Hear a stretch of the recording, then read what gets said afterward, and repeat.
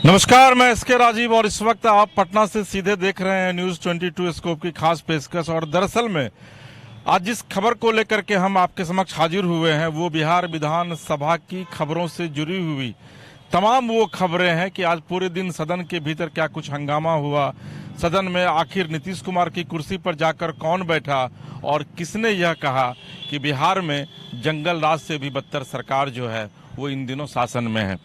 दरअसल में बिहार में शीतकालीन सत्र जो है उसकी शुरुआत सोमवार से हुई है और आज चौथे दिन यानी कि गुरुवार को भी जमकर सुबह 11 बजे से जो हंगामों का एक दौर शुरू हुआ वो शाम के 5 बजे तक लगातार चलता रहा। और इन हंगामों के बीच सरकार भी अपना जवाब जो है वो देती रही। कुछ महत्वपूर्ण विधेयक भी सदन के भीतर पेश हुए, लेकिन आज सदन के भीतर एक इतिहास जरूर बनता दिखा जब विपक्ष के भाई वीरेंद्र नीतीश कुमार यानी कि बिहार के मुख्यमंत्री की कुर्सी तक उस पर बैठने के लिए पहुंच गए।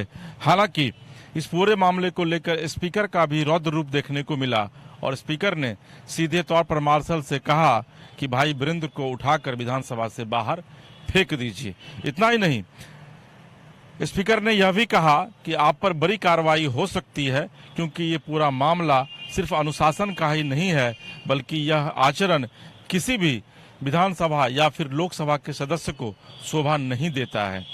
इन तमाम मुद्दों पर आज हम चर्चा करेंगे और हमारे साथ हमारे दो सहयोगी विवेक और महिपराज दोनों हमारे साथ रहेंगे क्योंकि आज पूरे दिन इस पूरे विधानसभा को न सिर्फ मैंने अपनी नज़रों से देखा, कवर किया, बल्कि हमारे जो दो सहयोगी हैं इन लोगों ने भी पूरे दिन आज कवर किया और अब से थोड़ी देर पहले महिप वहाँ से लौटे भी हैं। लेकिन आज जब सदन की शुरुआत हुई तो उसके पहले तमाम जो आरजेडी और जो माले के विधायक थे वो हाथों में तख्तियां लेकर के पोर्टिको के पास पहुंचे और वहां आकर के उन्होंने प्रदर्शन किया। एक चीज और आपको बता दें कि आज स्मार्ट मीटर के मुद्दे को लेकर के आरजेडी का राज्यव्यापी प्रदर्शन था। पटना में आरजेडी कार्यालय के समक्ष भी आरजेडी के नेताओं ने प्रदर्शन किया। वहीं बिहार के अलग अलग जिला मुख्यालयों पर स्मार्ट मीटर के मुद्दे को लेकर के प्रदर्शन किया गया है। दरअसल में स्मार्ट मीटर बिहार में इन दिनों एक बड़ा मुद्दा बनता जा रहा है जिसको विपक्ष इस कोशिश में जुटी हुई है कि 2025 के विधानसभा चुनाव से पहले क्यों नहीं इसे चुनावी मुद्दा बना दिया जाए। एक और जो आंकड़े बताते हैं उसके मुताबिक पूरे देश भर में अभी मात्र 16 लाख स्मार्ट मीटर लगे हैं जबकि सिर्फ बिहार में 50 लाख स्मार्ट मीटर लगे हैं। अब विपक्ष कहता है कि ये स्मार्ट मीटर के बहाने सरकार न सिर्फ आम से लेकर के खास लोगों तक की जेबों को ढीली कर रही है बल्कि इसी में नीतीश कुमार के खास अधिकारी संजीव हंस जो कि सीनियर आईएएस अधिकारी हैं वो भी इस पूरे मामले में फंसे हैं और अभी जेल की हवा खा रहे हैं। हमारे साथ विवेक हैं बात करने के लिए। विवेक, पहला सवाल कि जब आप आज विधानसभा गए, चूंकि अमूमन विधानसभा की कार्रवाई को आप सुबह में कवर करते हैं, विधान परिषद को वहीं कवर करते हैं, तो आज जब आप सुबह गए तो कार्रवाई की शुरुआत होने से पहले विपक्ष का क्या रुख देखा आपने?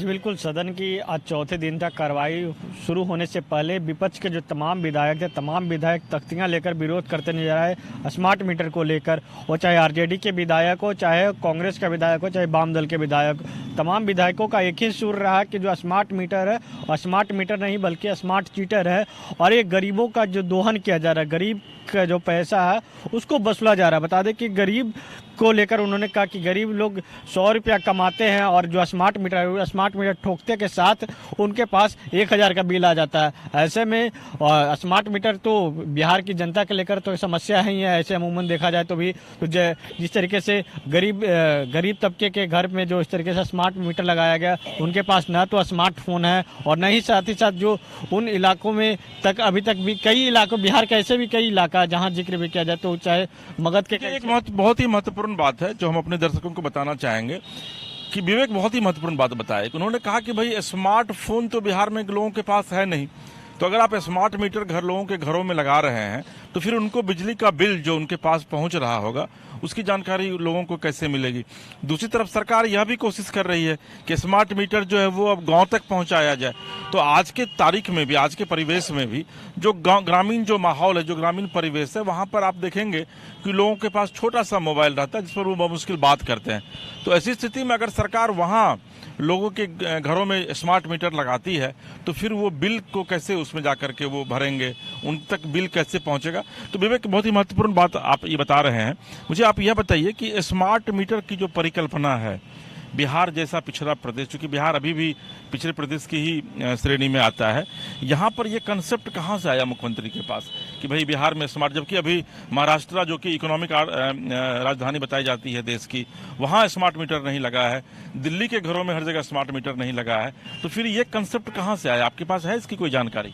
बिल्कुल, एक कंसेप्ट लाया गया कि बिहार को स्मार्ट बनाना है और स्मार्ट सिटी का भी लगातार बात होती है कि तमाम जिलों के, चाहे भागलपुर हो, चाहे पटना हो, बिहार शरीफ हो, ऐसे तमाम जो ज़िले हैं, तमाम ज़िलों की बात होती है कि वहाँ स्मार्ट सिटी है। लेकिन जो स्मार्ट मीटर का जो बिहार का जो आप बता रहे हैं कि भी कई जगह जो है बिहार आज भी पिछड़ा राज्य के श्रेणी में आता है। ऐसे में अभी बिहार के मगध का ही इलाका का कई गांव का उदाहरण दे सकते हैं कि वहाँ अभी तक बिजली भी नहीं पहुँची है। कई गांव में ऐसे जो है कि बिजली नहीं पहुँचा। आप बोधगया से आगे चले जाए तो बाराचट्टी का इलाका में, उधर जहाँ से जीतन राम मांझी के समधी ने जो वहाँ से आते हैं विधायक, वो बाराचट्टी के इलाका में कई गांव तक बिजली भी नहीं है। तो ऐसे में जो अभी स्मार्ट मीटर जो लगाया जा रहा है, स्मार्ट मीटर का जगह एक जगह देखना चाहिए कि जो बिजली है उस गांव तक पहुंचना चाहिए। जो नदी का इलाका हो, नदी के उस पार जो लोग के पास बिजली नहीं पहुंच पाता, लोगों के पास आने जाने का जो रास्ता है वो रास्ता तक नहीं रहता। और ऐसे में जो अभी स्मार्ट मीटर को लेकर लगातार विधानसभा के अंदर जो तमाम जो विधायकों का एक ही रुख है कि ये जो स्मार्ट मीटर है वो स्मार्ट चीटर है। और साथ ही साथ जो कई विधायकों का ये भी कहना है कि जो जिनके पास मोबाइल फ़ोन नहीं, यहाँ तक जो देख लीजिए जो कमाने खजाने वाले जो लोग भी हों, उनके पास न तो अभी बड़े वाले स्मार्टफोन है, तो कैसे उनके पास बिल का पता चलेगा कि वो कैसे पे करेंगे। और स्मार्ट मीटर में होता है कि अगर आप पैसा पे नहीं कर रहे तो आपका अचानक लाइट कट जाएगा। अब पहले था कि आप बिजली बिल है तो 1 महीना 2 महीने के बाद आप भी जाकर जमा कर सकते हैं, कुछ फाइन लगता था। लेकिन आज वो फाइन नहीं, बल्कि आपका बिजली कट जाता है, उसके साथ आपको फाइन भी देना पड़ता है। अगर कुछ दिनों के बाद आप जाकर जमा करते हैं तो उसका फाइन भी देना पड़ता है। ऐसे में कहीं ना कहीं जो कहा जाए तो बिहार जो अति पिछड़ा के श्रेणी में आता है, तो बिहार पिछड़ा श्रेणी में आता है, तो बिहार की जो गरीब जनता हूँ उसके लिए एक दुखद तो खबर है ही, स्मार्ट मीटर लगी है। तो विवेक, आज मेरी बात हो रही थी कुछ सत्ता पक्ष के लोगों से भी स्मार्ट मीटर को लेकर के विधानसभा में, तो उन लोगों का कहना था कि भाई ये जो कंसेप्ट है और इसमें कई सुधार की जो बात लगातार विपक्ष कह रही है, तो उसमें सरकार जो है वो सुधार करने की कोशिश कर रही है। जैसे कि पहले था कि आप अगर बिजली बिल जमा नहीं करते हैं तो बिजली आपका काट दिया जाता है। अब 72 घंटे का उसमें वक्त दिया जा रहा है कि 72 घंटे तक आपके पास ये ऑप्शन रहेगा कि आप पेमेंट जो है वो उस अकाउंट में डाल दें, ताकि वो उसको रिचार्ज कर दे तो फिर वो कंटिन्यू कर जाएगा। तो सत्ता पक्ष तो कह रहा है कि भाई हम तो लगातार उसमें अमेंड कर रहे हैं ताकि आम लोगों को जो है वो दुविधा न हो उसको लेकर के। तो फिर आज जो हंगामा देखने को मिला सदन के बाहर और भीतर दोनों, तो आपकी चूंकि बात हुई होगी कई आरजेडी और वाम दल के नेताओं से, उन्होंने क्या इस मुद्दे को लेकर कहा? बिल्कुल, आप भी कह रहे हैं कि जो 72 घंटे तक जो बिजली बिल है वो तक आप जमा कर सकते हैं, नहीं तो फिर आपके जगह काट दिया जाएगा। तो ऐसे में गरीब लोगों के अगर उदाहरण देखें तो कई जो गरीब लोग अपने जो बच्चे को 300-400 को फीस देकर ट्यूशन पढ़ाते हैं, उनका महीना में ट्यूशन तक का नहीं जुटता है। तो 72 घंटे के अंदर कहाँ से पैसा लाएंगे, कहाँ जाकर जमा करेंगे? तो इसका कहीं ना कहीं जो विपक्ष एक मुद्दा बना लिया है, और विपक्ष इस मुद्दे को लेकर आने वाले विधानसभा चुनाव में भी एक बड़ा एजेंडा रखेगा, और साथ ही साथ वो गरीब लोगों के पास जाएगा कि आपके साथ क्या हो रही है। इससे पहले भी जगदानंद सिंह जो आरजेडी के प्रदेश अध्यक्ष, उनके नेतृत्व में स्मार्ट मीटर के खिलाफ आक्रोश भी देखने को मिला था। तमाम जिलों में आरजेडी के जो नेता थे उन्होंने विरोध करते नजर आए थे। अब ऐसे में जो अभी जो स्मार्ट मीटर को लेकर लगातार चौथे दिन चाहे सदन के चौथे दिन भी हंगामे देखने को मिला। अब शेष एक दिन बच गया है। कल भी देखना होगा कि कल कौन मुद्दे को लेकर विपक्ष जो है सदन में आता है। लेकिन ये सबसे बड़ी मुद्दा है जो स्मार्ट मीटर, और स्मार्ट मीटर बिहार में 50 लाख लोगों के घर में लगे हुए हैं। तो कहा नहीं, जैसे कि दिल्ली हो गया, महाराष्ट्र हो गया, आर्थिक राजधानी महाराष्ट्र में नहीं है और दिल्ली में नहीं है, आपका जो पिछड़ा राज्य है बिहार में स्मार्ट मीटर लगाया गया है। तो कहीं ना कहीं एक है जो एक दोहरी विपक्ष की भाषा में अगर कहा जाए तो दोहरी राजनीति अपनाई जा रही है। हमारे साथ महिप भी है। महिप दरअसल में आरजेडी बीट को कवर करते हैं। महिप, आज आप भी थे परिषद में, विपक्ष कह रहा है कि भाई ये स्मार्ट मीटर नहीं है, स्मार्ट चीटर है। आप आरजेडी के धरना को भी आपने जाकर के कवर किया। बेसिकली आपको लगता है, चूंकि सत्ता पक्ष से भी आपकी बातचीत हुई है इस पूरे मामले को लेकर के, आखिर मामला क्यों फंस रहा है? क्योंकि एक तरफ सरकार कह रही है कि भाई हम स्मार्ट सिटी बसा रहे हैं, राजधानी को स्मार्ट बना रहे हैं, कई बिहार के जो जिले हैं उसको स्मार्ट बनाने की कवायद जारी है, तो इसी वजह से अब जो है वो लोगों के घर में स्मार्ट मीटर लगेगा। आपको ये नहीं लगता है कि विपक्ष जो एक महत्वपूर्ण बात कह रही है कि भाई स्मार्ट मीटर नहीं, ये स्मार्ट चीटर है, और इसी चीटर की वजह से संजीव हंस जैसे लोग जो हैं वो यूयू के टारगेट पर आए और आज जेल की हवा खा रहे हैं? बिल्कुल।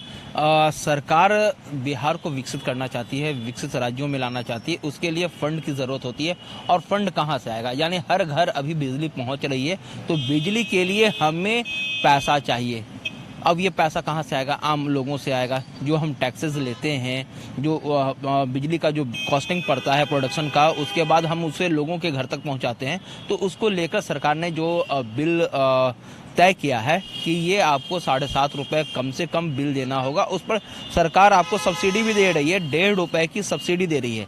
सरकार का साफ कहना है कि हम तो 1.5 रुपये की सब्सिडी भी दे रहे हैं। आप जितना पहले होता क्या था कि जो नॉर्मली मीटर होते थे वो लगा दिए जाते थे, अब कोई उसमें टोका फंसा दिया। अब देखिएगा चारों ओर बिहार में जो वायरिंग है घर तक जो पहुँच रही है वो कवर किया जाता है, यानी आप टोका नहीं फंसा सकते। तो इसके लिए जो कॉस्टिंग पड़ती है उसका पैसा कहाँ से आएगा? तो अब स्मार्ट मीटर है, यानी कि आप अगर एक प्लग ऑन भी करते हैं, अगर आपका फोन नहीं लगा हुआ है और आप चार्जर लगाते हैं और उस प्लग को ऑन करते हैं, तो उसका बिल आपको कंक्लूड होगा। यह बड़ी बात कर रहे हैं, क्योंकि लोग अमूमन घरों में, जो भी लोग अभी देख रहे हैं हमारे इस प्रोग्राम को, और अगर वो बिहार से जुड़े हुए लोग हैं तो निश्चित तौर पर, क्योंकि घरों में ये गलती अक्सर होती है कि लोग प्लग लगा करके मोबाइल ऑन का जो उसको स्विच को ऑन कर देते हैं, फिर वो भूल जाते हैं। तो अगर आप ये कर रहे हैं तो अब समझ जाइए, क्योंकि उसमें भी अब जो है वो मीटर में आपका रीडिंग आएगा और इसके लिए भी आपको पेमेंट करना पड़ेगा। बिल्कुल। और इसी तरह से जो है 1-1 रुपए का, जो पहले हमारे पास 350-400 रुपए का बिल आता था, वो आज 1000 रुपए हो गया है। अब इसी को लेकर विपक्ष जो है साफ तौर पर हंगामा कर रहा है कि आखिर ये 1000 रुपए लोग कहाँ से देंगे? भाई अगर आप बिजली का उपयोग करते हैं तो उसका पेमेंट आपको देना होगा। सरकार ने साफ कहा है कि हमने कवर कर दिया है सारे और वायर को, कहीं से भी आप टोका नहीं फंसा सकते हैं। आपके पास जो मीटर में जो लाइन जा रही है वो पूरा कवर्ड है, यानी कि आपके मीटर में आप जहां छेड़छाड़ कीजिएगा, ठीक है, तो आप फंस जाइएगा। अब वो स्मार्ट मीटर है, उसमें छेड़छाड़ की कोई आवश्यकता नहीं है, कोई गुंजाइश नहीं है, ठीक है। और अब जो कहा जाता है कि हमारे पास स्मार्टफोन नहीं है, तो हम कैसा पता? आपके पास जब आप डिश टीवी लगाते हैं, ठीक है, तो उस समय भी तो आपके पास नहीं रहता है। अरे सर, डिश टीवी कहाँ है हर एक घर में? सर फ्री टू डिश है, ठीक है। सरकार ने जो कहा है वो हम बता रहे हैं, हम अपनी तरफ से नहीं कह रहे। सरकार ने कहा है आप केबल रखते हैं, आज एक झोपड़ी में भी जाइएगा, वहाँ टीवी रहता है और आप उसको रिचार्ज करते हैं। रिचार्ज आप कैसे करते हैं? तो आप जाइए ना, आपका जो एसी नंबर दिया हुआ है साइबर कैफे में, ठीक है, आप उसको जाके पता कीजिए कि भैया आपका क्या अकाउंट में आ रहा है। आपका विपक्ष के हंगामों के बीच सरकार झुकने वाली नहीं है, बिल्कुल, ये आप कहना चाह रहे हैं? सरकार ने साफ कर दिया है कि हम किसी भी कीमत पर बैक नहीं होंगे। और जहां तक हमारे सोर्सेज बता रहे हैं कि अगला जो वित्तीय वर्ष होगा, शायद उसमें हो सकता है कि बिजली की दामों में वृद्धि भी हो। मुझे लगता है कि चूंकि अगले साल चुनाव होना है तो सरकार ये रिस्क नहीं लेगी, क्योंकि अभी 25 पैसा शायद कम भी किया गया है आज से 2 दिन पहले। ठीक है, 25 पैसा कम किया गया, लेकिन जो भार पड़ रहा है सरकार के ऊपर, क्योंकि अभी जाड़े का समय है, जाड़े के समय, लेकिन जैसे ही गर्मी आती है पूरा का पूरा लोड है वो बढ़ जाता है। लोगों के घर में 2-3 एसी होते हैं। अभी जैसे कि हमारी बात हो रही थी, मुकेश रोशन है जो आरजेडी के विधायक हैं, उन्होंने कहा कि हमारे पास 38,000 का बिल आया है, ठीक है, 38,000 का बिल आया। उन्होंने कहा कि अब अधिकारियों का फोन आ रहा है कि आप इससे पेमेंट कीजिए। तो मुकेश रोशन से जब हमने कहा कि ठीक है भाई साहब, इसके पहले का पेमेंट कितना आया था, वो बता रहे थे। उन्होंने कहा इसके पहले 37,000 रुपए का बिल आया था।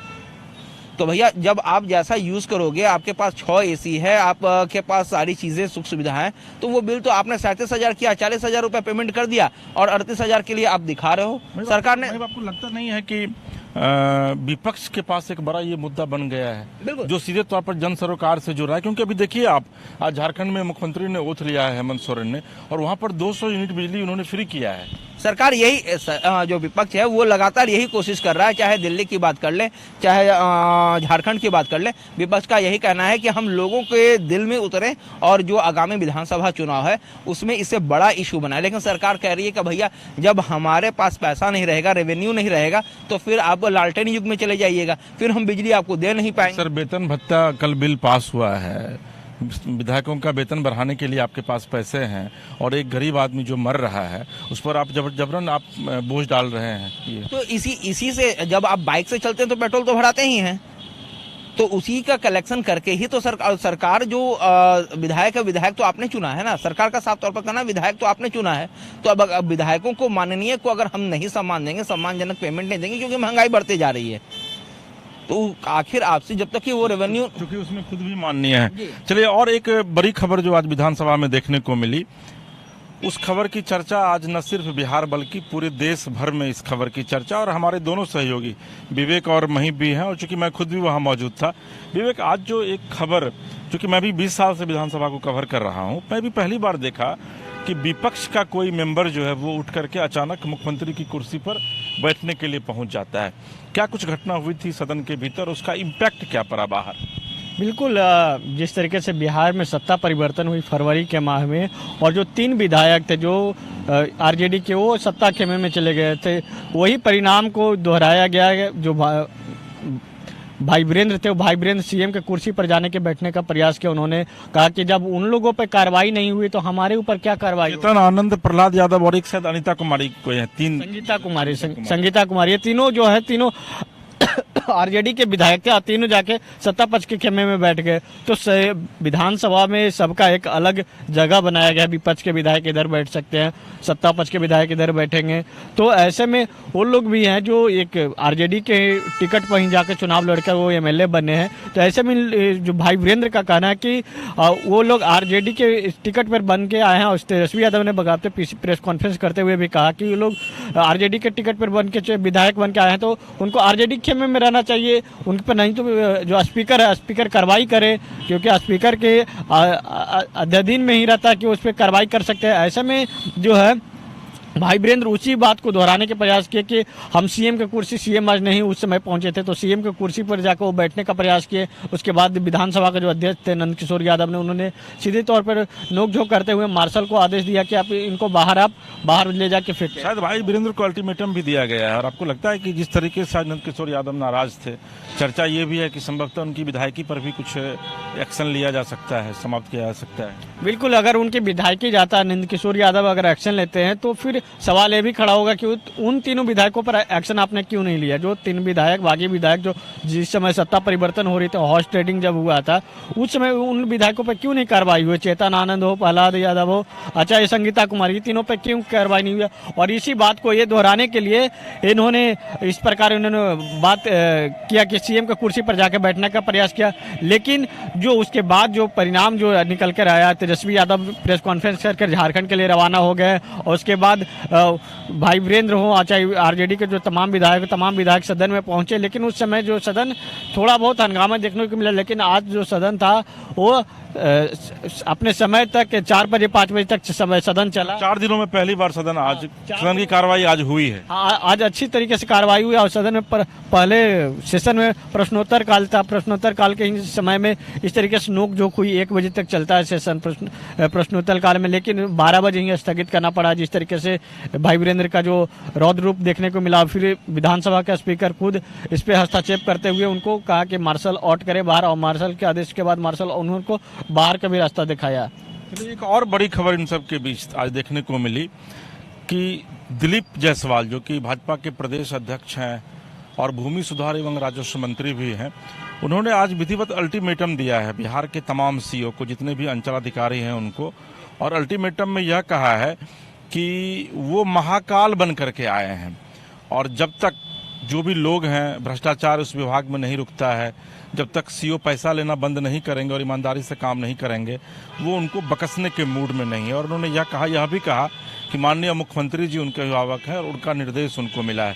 तो ये भी एक बड़ी खबर है, क्योंकि बिहार में पिछले दिनों भूमि सुधार को लेकर के एक नया लैंड एक्विजिशन बिल जो है वो पास किया गया था, कैबिनेट ने भी उसमें अपनी स्वीकृति दे दी थी। उसके बाद से लगातार बिहार में राजनीति जो है वो तेज हो गई, और इन सब के बीच ये भी आरोप लगाया जाने लगा। हालांकि कुछ दिन पहले जो एक पटना की DCLR थी, उनके विषय में कहा जा रहा है कि वो करोड़ों रुपये ली थी और लगभग 700 फाइल लेकर के वो निकल गई थी। तो एक बड़ा आरोप ये भी लगा था। तो इस मुद्दे को लेकर के भी आज दिलीप जायसवाल ने विधानसभा में न सिर्फ विपक्ष को बल्कि पूरे बिहार की जनता को और सीओ को खास करके चेतावनी दी है कि अगर भ्रष्टाचार किया गया उनके स्तर पर, तो वो बकसने के मूड में नहीं है। इसके अलावा और भी कई बड़ी खबरें थी, लेकिन चूंकि सदन की कार्रवाई कल तक है और कल आखिरी दिन है, और कल भी उम्मीद है कि विपक्ष जो है वो सदन के भीतर और बाहर हंगामा मचाएगा। लेकिन कल क्या कुछ होगा, ये सीधा आपको 22 स्कोप जो है वो लाइव दिखाएगा बिहार विधानसभा से। फिलहाल के लिए अपने सहयोगी हीरा, महीप और विवेक के साथ इसके राजीव को दीजिए इजाजत, और आप देखते रहिए न्यूज 22 स्कोप। नमस्कार। घर के लिए ग्रोसरीज की जरूरत हो या चाहिए फल और सब्जी, डेयरी या बेकरी प्रोडक्ट्स चाहिए या beverages, snacks and branded foods चाहिए हो या ब्यूटी प्रोडक्ट्स, अब इनके लिए अलग अलग दुकानों की तलाश हुई खत्म, क्योंकि रांची में खुल गया है केस्टोमार्ट, जो रखे आपका और आपके बजट का ख्याल। हर सामान पर 5% की छूट, होम डिलीवरी की सुविधा भी। आज ही पधारें। केस्टोमार्ट, one stop solution for every customer's requirements. Call 9153989339.